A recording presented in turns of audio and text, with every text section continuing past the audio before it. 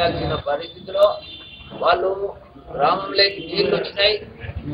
2 రోజుల నుంచి వాళ్ళు నిద్రాహారాలు లేకుండా చలికి ఎండకు రేయి పగళ్ళు వాళ్ళు రోడ్డు మీద వంట వార్పు అదో ఇదో అనుకుంటా వాళ్ళు కార్యక్రమం చేస్తా ఉంటే, ఆందోళన కార్యక్రమం చేస్తా ఉంటే అంత దుర్మార్గంగా ఎట్లా వాళ్ళంతా వాళ్ళు పోవాల్సిందే తప్ప, మేము ఇచ్చినప్పుడు తీసుకోవాల్సిందే తప్ప వాళ్ళు అడిగినంత ఫాస్ట్ గా మేము చేయలేమనే దురదృష్టకరమైన దౌర్భాగ్యమైన ఈ ప్రభుత్వ వైఖరిని మాత్రం తీవ్రంగా మేము ఖండిస్తున్నాం.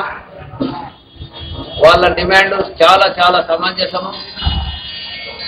ఒక మానవీయ కోణంలో ప్రభుత్వాలు ఆలోచన చేసి ఈ పునరావాస కార్యక్రమాలను వారికి ఇవ్వవలసిన ప్యాకేజీని తక్షణం వాళ్లకు ఏర్పాటు చేసి సగౌరవంగా వాళ్ళను పునరావాస కేంద్రాలకు పంపాల్సింది పోనిచ్చి వాళ్ళను ఇంత దుర్మార్గంగా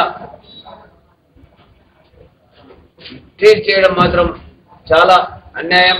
మరి అటువంటి వారిని నిన్న ఉదయం నుంచి రాత్రంతా అక్కడే ఉన్నారు.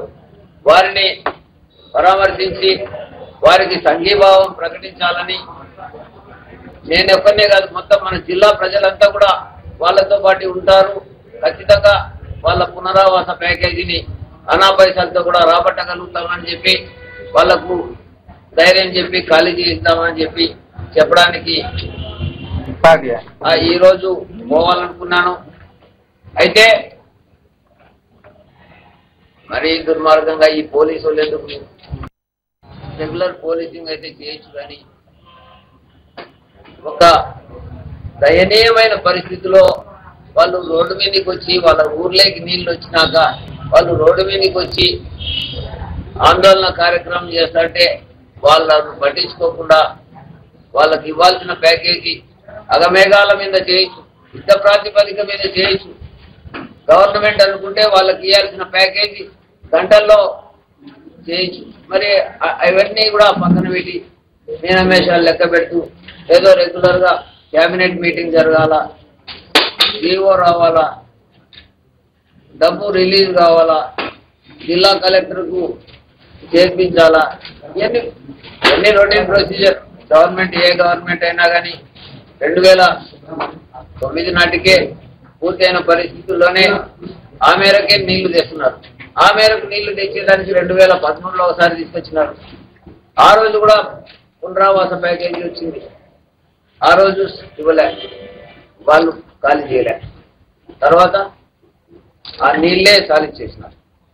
ఇన్ని సంవత్సరాల తర్వాత మళ్ళీ మరొకసారి నీళ్లు తెచ్చినారు.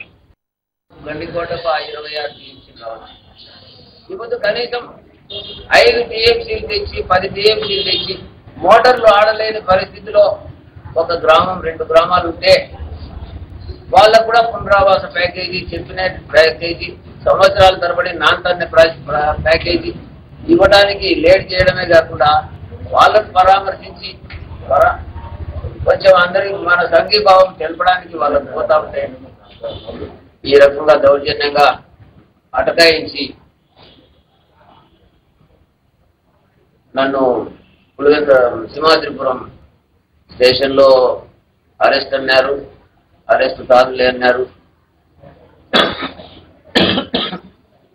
ఏది ఏమైనా మళ్ళీ ఇక్కడికి వచ్చిన తర్వాత కలెక్టర్ గారితో కూడా మాట్లాడాం. సార్, జీవితాలతో ఆడుకోవకండి.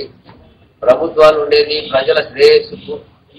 ప్రజలు వాళ్ళు అంత గొప్ప మనసుతో, వాళ్ళు అంత త్యాగబుద్ధితో వాళ్ళ గ్రామాలు ఖాళీ చేసి మేము వెళ్ళిపోతాము, మా పునరావాస ప్యాకేజీ మాకు ఇప్పించండి దొరా అని వాళ్ళు చెప్పుకుంటే మీరు 15 రోజులు పడుతుంది, 20 రోజులు పడుతుందని వాళ్ళ జీవితాలతో చెలగాటం ఆడే పరిస్థితి వద్దు. దయచేసి తక్షణం వాళ్ళకి ఇవ్వాల్సింది ఇవ్వండి అని చెప్తే లేదు, ఖచ్చితంగా జీవో కూడా అవుతుంది, 3వ తేదీ లోపల వాళ్ళ డబ్బులు వాళ్ళకు వస్తాయని చెప్తున్నాడు. మరి కలెక్టర్ గారు మీరే, మీ ఆర్డీఓ గారు కానీ మీరు కానీ పోయి అక్కడ వాళ్ళకు నచ్చజెప్పి ఆ మేరకు చేయండి. 2 రోజుల నుంచి వాళ్ళు 2 రోజుల నుంచి అసలు వాళ్ళ కొంపలో అక్కడ నీళ్లు ఉన్నాయి ఊర్లో, ఇక్కడ రోడ్డు పైన ఎట్లున్నారు. ఈ పరిస్థితి దౌర్భాగ్యమైన పరిస్థితిలో వాళ్ళని పెట్టి వాళ్ళంతకు వాళ్ళు పోవాల్సిందే, లేకుంటే వాళ్ళు మునిగి కావాల్సింది అనే ప్రభుత్వ వైఖరిని మాత్రం మేము ఖండిస్తూ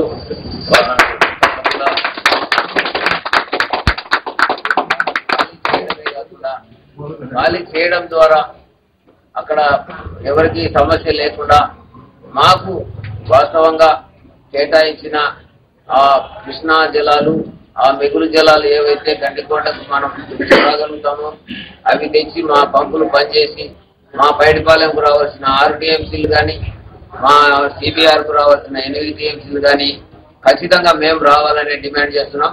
100% మీ నిష్క్రియకు మీ నిర్లిప్తతకు ఇది ఒక పెద్ద తార్కాణం లాగా చరిత్రలో నిలబడిపోతుంది. ఈయన చరిత్రలుగా మిగిలిపోకండి. భగవంతుడు ప్రజలు మీకు ఇచ్చిన అవకాశాన్ని మీరు వినియోగించుకొని ఖచ్చితంగా మాకు న్యాయంగా రావాల్సిన నీళ్లను మాకిచ్చి, ఇది మాకు ప్రకృతి వైపరీత్యాలు అయితే వస్తూనే ఉన్నాయి. కనీసం ఇప్పుడైతే మీరు చేసే పని చూస్తే ప్రభుత్వ వైపరీత్యం కూడా చాలా ప్రస్ఫుటంగా కనపస్తుంది. ఇది మీరు దయచేసి తప్పకుండా మా తాలూకాకు రావాల్సిన నీళ్లను ఇవ్వాల్సిందే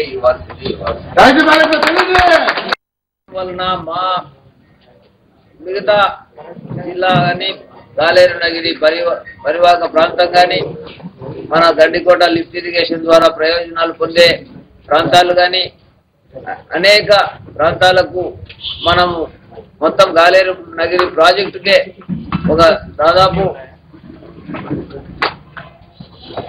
ఒక బ్యాలెన్సింగ్ రిజర్వాయర్ గా ఉండగలిగిన గండికోట ప్రాజెక్టు 26 టీఎంసీల సామర్థ్యం గల ఆ ప్రాజెక్టులో మునకగా ఉన్న ఆ గ్రామాలకు సంబంధించిన ప్రజలు వారికి అనౌన్స్ చేసిన ప్రకారము తప్పనిసరిగా వాళ్లకు ప్యాకేజీ ఇచ్చి